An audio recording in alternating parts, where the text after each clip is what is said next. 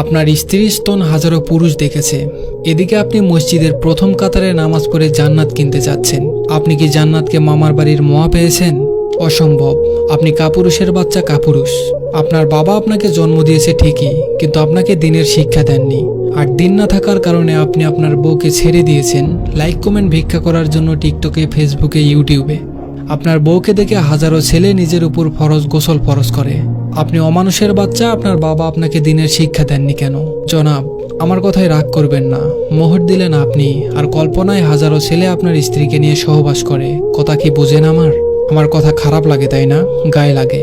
এই কথাগুলো যারা শুনছেন দয়া করে দরবেশগিরি দেখাতে আসবেন না। ভালো না লাগলে সোজা আমাকে ব্লক করে দিয়ে চলে যাবেন। আর তা না হলে আমার বিরুদ্ধে গিয়ে পোস্ট করবেন, কথা বলবেন, যা ইচ্ছে তাই করবেন, আমার কিছু যায় আসে না।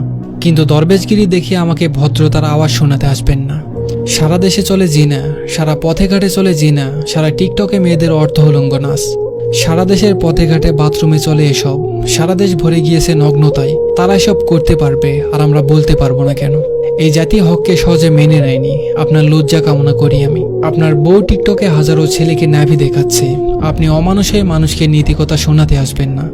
রাসূল সাল্লাল্লাহু আলাইহি সাল্লাম বলেছেন, ওই নারী জিনা না করেও জিনাকারীর সমান, যে নারী গায়ে সুগন্ধি লাগিয়ে বের হয় পরপুরুষকে তার দিকে আকৃষ্ট করার জন্য। এবার বলুন, আপনার স্ত্রীর অবস্থা কি? আপনার স্ত্রী বুকের ফিতা পর্যন্ত হাজার ছেলেকে দেখায়। আপনার স্ত্রীর কি হবে বলুন? কাপুরুষ আপনি।